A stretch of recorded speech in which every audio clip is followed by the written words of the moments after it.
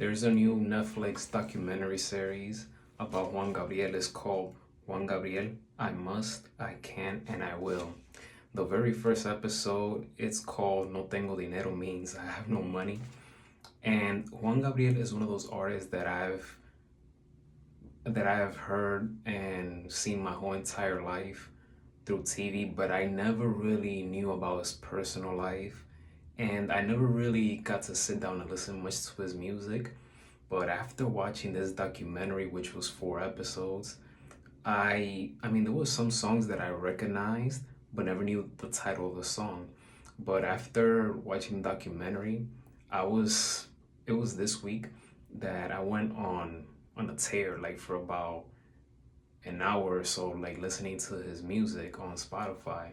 And man, he has so many great hits, and he was doing it for such a long time. The very first episode, you got to see that he started singing at the age of 13. You got to learn that he was singing at the age of 13 in the streets, restaurants, etc.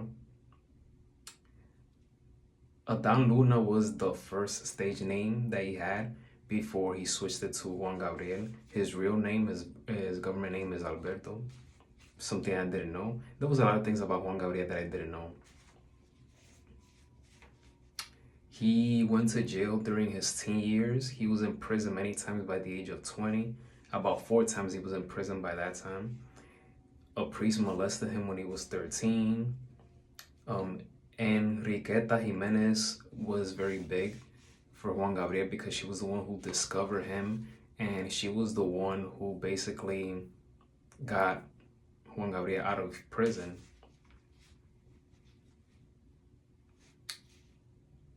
Juan Gabriel's father died when he was just 2 months old. And No Tengo Dinero, which became one of the biggest hits of his career, it exploded all over the world. And one of the things about Juan Gabriel in his music is that he's very honest. He doesn't hold nothing back. Also, I learned in this first episode that he would buy an 8mm camera and just document everything. So that's interesting. He loves to shoot stuff. He loved technology. And I feel like, well, he passed away back in 2016, but I'll get into that a little bit shortly. But I think today, in how fast technology is, I think he would have taken advantage more of that. But he was ahead of his time in that regard. But yeah, but him growing up in the 60s, it was tough. He was very poor. He had a rough childhood, no family support. And, but that's one of the things about Juan Gabriel is that he was very determined to be somebody, to make it out of poverty and to go from nothing to something. He's a great example of that. He didn't have the best relationship with his brothers. He did have a strong bond with a sister of his. One thing about Juan Gabriel is that always wanted to help his mom, and he was affected very deeply when she passed away.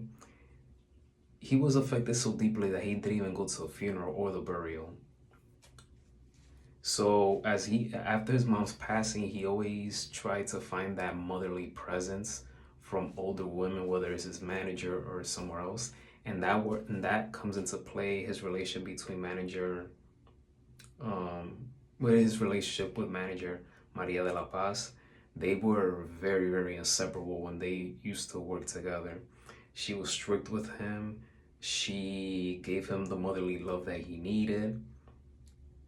So there's that. And Juan Gabriel, he will always find motivation to write something. He was an outstanding songwriter, and I was amazed to find out how many songs he has written for other artists, such as oh my God, I had it right here. But yeah, he wrote songs for many artists, and these are top artists, Mexican artists. Man, I'm forgetting some of the names. I think I have it written down. Give me a minute.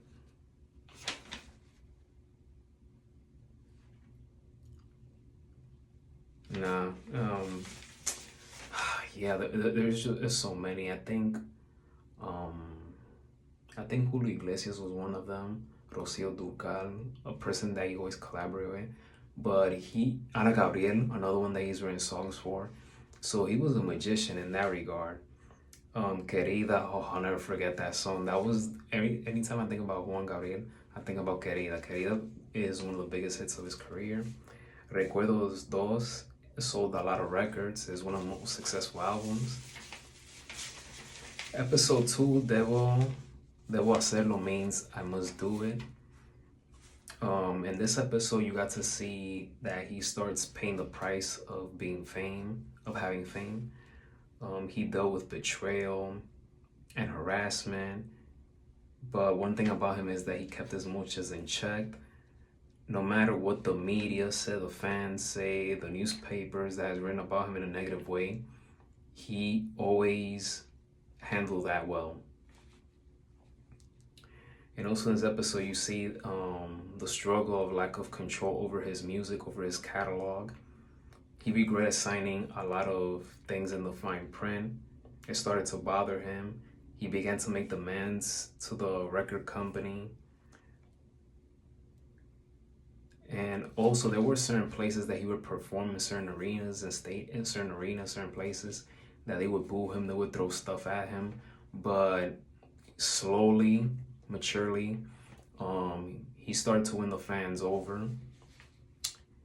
Michael Jackson, his wardrobe had a major impact and influence Juan Gabriel because he started dressing up kind of similar to Michael Jackson with these glittery suits and things like that. So you gotta see the documentary or watch some of his videos where he's performing.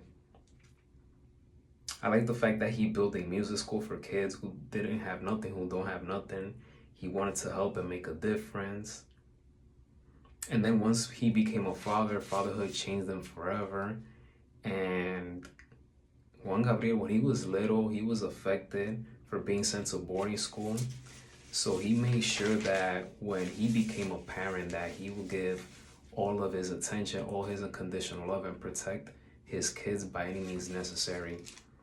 And by the looks of it, he did that well because he protected his kids from the public. He wanted them to have a regular childhood life.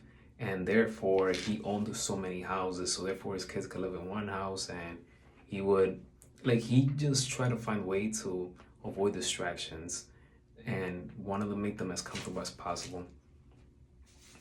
And when it comes to houses, he loved decorating. He loved having big spaces. Episode 3, pero qué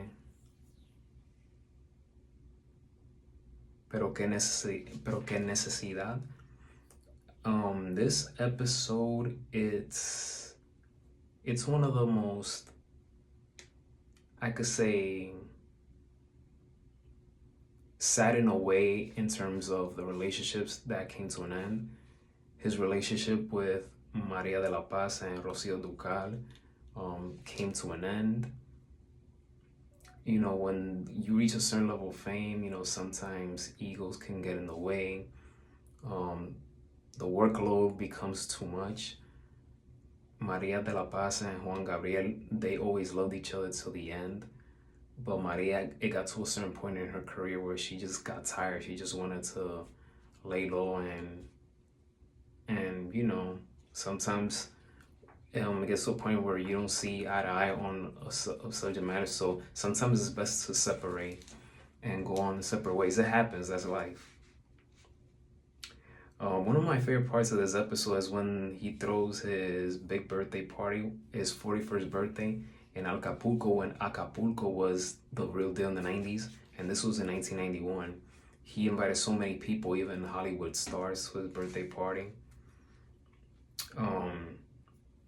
He sold out the Rose Bowl, which was huge. Another thing about Juan Gabriel is that he loved music so much to the point where he loved his independence. He don't like to be tied down or being limited to do something. He, at one point, he criticized TV networks for holding artists back. He avoided paying taxes. He hated paying taxes. And unfortunately, his ego got so big that he felt like nobody can tell him to do anything. So there's that. And then last but not least, episode 4, Amor Eterno, means eternity love. You had financial troubles, his health issues. Um, but even though he had all of his health issues, he hated medicine. He hated going to the hospital. He hated staying at the hospital. And creatively, he kept going. And he started working with modern artists. He got to work with Luis Fonsi, with J Balvin, and so many other names. And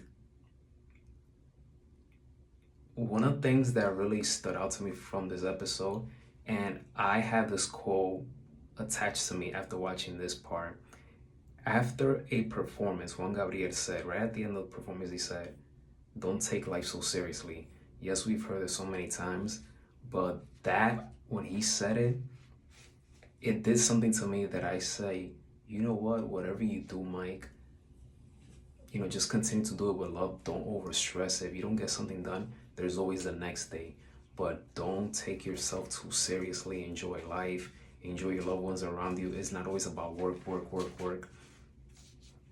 Just, life is precious. We're only here for a short, limited amount of time. So when he said that, I have that quote. There's certain quotes that I have tattooed inside my heart or whatever the case may be, but that one just added another one to it.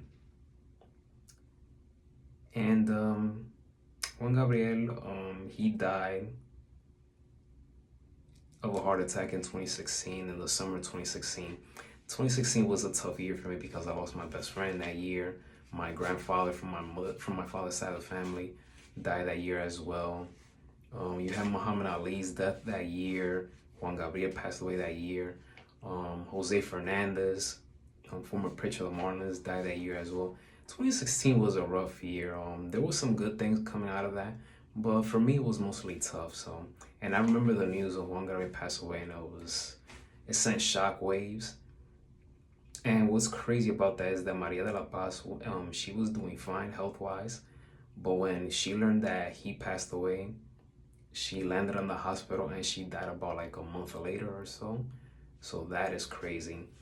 One thing about this documentary also, that every person that participated, you don't see their identity, is all voiceovers. So there's that. But this is definitely a good documentary series. I highly recommend to any of you who love history, who love music, especially who are interested in learning about Latin music, especially when it comes to a big figure like Juan Gabriel. I highly recommend it. My review from 1 through 5, I give it a 4.5 out of 5 stars.